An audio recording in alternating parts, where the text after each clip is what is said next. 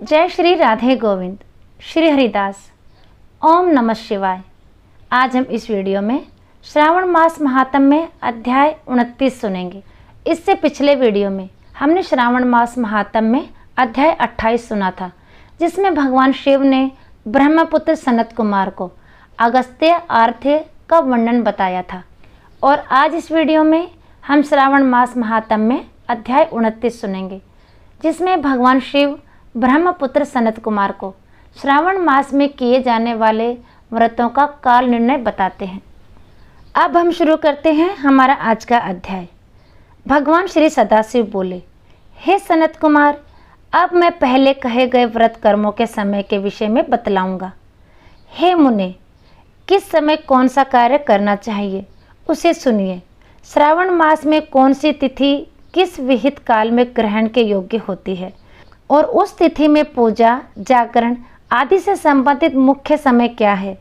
उन व्रतों के वर्णन के समय और कुछ व्रतों का समय तो पूर्व के अध्यायों में बता दिया गया है। नक्त व्रत का समय ही विशेष रूप से उन व्रतों तथा कर्मों में उचित बताया गया है। दिन में उपवास करें, रात्रि में भोजन करें, यही प्रधान नियम है। सभी व्रतों का उद्यापन उन व्रतों की तिथियों में ही होना चाहिए।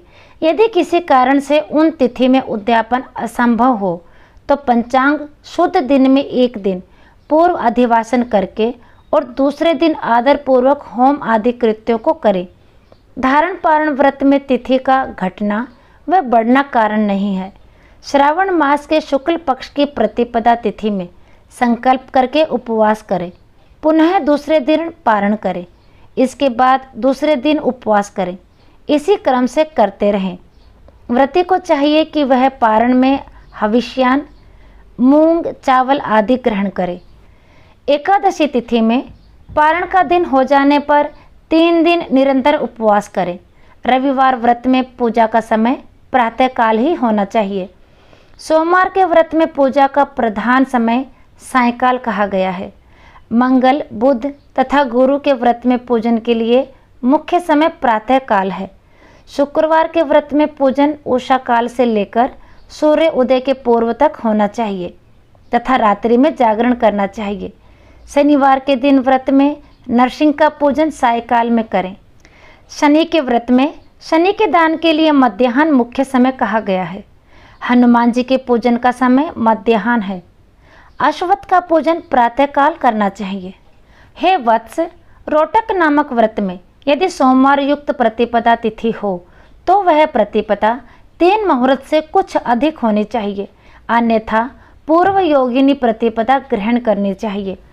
औदुम्बरी द्वितीया सायंकाल व्यापनी मानी गई है। यदि दोनों तिथियों में पूर्व वेद हो तो तृतीया संयुक्त द्वितीया ग्रहण करनी चाहिए। स्वर्ण गौरी नामक व्रत की तृतीया तिथि चतुर्थी युक्त होनी चाहिए। गणपति व्रत के लिए तृतीया व्रत चतुर्थी तिथि प्रशस्त होती है। नागों के पूजन में षष्ठी युक्त पंचमी प्रशस्त होती है। सुपोदन व्रत में सायंकाल सप्तमी युक्त षष्ठी श्रेष्ठ होती है। शीतला के व्रत में मध्याह्न व्यापनी सप्तमी ग्रहण करनी चाहिए। देवी के पवित्रारोपण व्रत में रात्रि व्यापनी अष्टमी तिथि ग्रहण करनी चाहिए। नक्त व्यापनी कुमारी नवमी प्रशस्त मानी जाती है। इसी प्रकार आशा नामक जो दशमी तिथि है वह भी नक्त व्यापनी होनी चाहिए। व्रत एकादशी का त्याग करना चाहिए। हे मुने, उसमें वेद के विषय में सुनिए। एकादशी व्रत के लिए अरुण उदय में 10वीं का वेद वैष्णव के लिए तथा सूर्य उदय में 10वीं का वेद स्मर्तों के लिए निंदक होता है। रात्रि के अंतिम प्रहर का आधा भाग अरुण उदय होता है। इसी रीति से जो द्वादशी हो वह पवित्रारोपण ग्राह्य है। कामदेव के व्रत में त्रयोदशी तिथि रात्रि व्यापनी होनी चाहिए। उसमें भी द्वितीयायाम व्यापनी त्रयोदशी हो तो वह अति प्रशस्त होती है। शिवजी के पवित्रारोपण व्रत में रात्रि व्यापनी चतुर्दशी होनी चाहिए। उसमें भी जो चतुर्दशी अर्धरात्रि व्यापनी होती है वह अति श्रेष्ठ होती है। उपाकर्म तथा उत्सर्जन कृत्य के लिए पूर्णिमा तिथि अथवा श्रावण नक्षत्र होना चाहिए। यदि दूसरे दिन 3 मुहूर्त तक पूर्णिमा हो तो दूसरा दिन ग्रहण करना चाहिए, अथवा तैत्तिरीय शाखा वालों को और ऋग्वेदियों को पूर्व दिन ही करना चाहिए। तैत्तिरीय यजुर्वेदियों को 3 मुहूर्त पर्यंत दूसरे दिन पूर्णिमा में श्रावण नक्षत्र हो तब भी पूर्व दिन दोनों कृत्य करने चाहिए। यदि पूर्णिमा तथा श्रावण दोनों का पूर्व दिन 1 मुहूर्त के अनंतर योग हो और दूसरे दिन 2 मुहूर्त के भीतर दोनों समाप्त हो गए हों तब पूर्व दिन ही दोनों कर्म होना चाहिए। यदि हस्त नक्षत्र दोनों दिन अपराह्न काल व्यापी हो तो भी दोनों कृत्य पूर्व दिन ही संपन्न होने चाहिए। श्रावण कर्म में अपाकर्म में प्रयोग के अंत में दीपक का काल माना गया है और सर्व बलि के लिए भी वही काल बताया गया है। पर्व के दिन में अथवा रात्रि में अपने अपने ग्रह सूत्र के अनुसार जब भी इच्छा हो इसे करना चाहिए। इस दीपदान तथा सर्व बलिदान कर्म में अस्तकाल व्यापनी पूर्णिमा प्रशस्त है। हयग्रीव के उत्सव में मध्याह्न व्यापनी पूर्णिमा प्रशस्त होती है। रक्षाबंधन कर्म में अपराह्न व्यापनी पूर्णिमा होनी चाहिए। इसी प्रकार संकट चतुर्थी चंद्रोदय व्यापनी ग्रह होनी चाहिए। यदि चंद्रोदय व्यापनी चतुर्थी दोनों दिनों में हो अथवा दोनों दिनों में ना हो तो भी चतुर्थी व्रत पूर्व दिन में करना चाहिए, क्योंकि तृतीया में चतुर्थी महान पुण्य फल देने वाली होती है। अतः हे वत्स, व्रतियों को चाहिए कि गणेश जी को प्रसन्न करने वाले इस व्रत को करें। गणेश चतुर्थी, गौरी चतुर्थी और बहुला चतुर्थी, इन चतुर्थियों के अतिरिक्त अन्य सभी चतुर्थियों के पूजन के लिए पंचमी विद्या कही गई है। कृष्ण जन्माष्टमी तिथि निषिद्ध व्यापनी ग्रहण करनी चाहिए। निर्णय में सर्वत्र तिथि 6 प्रकार की मानी जाती है। कर्म 1 में दोनों दिन पूर्ण व्याप्ति, कर्म 2 में दोनों दिन केवल अव्याप्ति, कर्म 3 में अंश से दोनों दिन सम व्याप्ति, कर्म 4 में अंश से दोनों दिन विषम व्याप्ति, 5 में पूर्व दिन संपूर्ण व्याप्ति और दूसरे दिन केवल आंशिक व्याप्ति, पूर्व दिन आंशिक व्याप्ति और 6 में दूसरे दिन अव्याप्ति। इन पक्षों में 3 पक्षों में जिस प्रकार संदेह नहीं है उसे अब सुनिए। विषम व्याप्ति में अंश व्याप्ति से अधिक व्याप्ति उत्तम होती है। एक दिन तिथि पूर्ण है, वही तिथि दूसरे दिन अपूर्ण कही जाती है।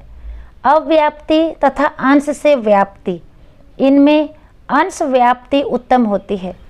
और जब अंश व्याप्ति पूर्ण हो तथा जब अंश से सम हो वहाँ संदेह होता है और उसके निर्णय में भेद होता है। कहीं युगम वाक्य से वार व नक्षत्र के योग से, कहीं प्रधान द्रव्य योग से और कहीं पारण योग से।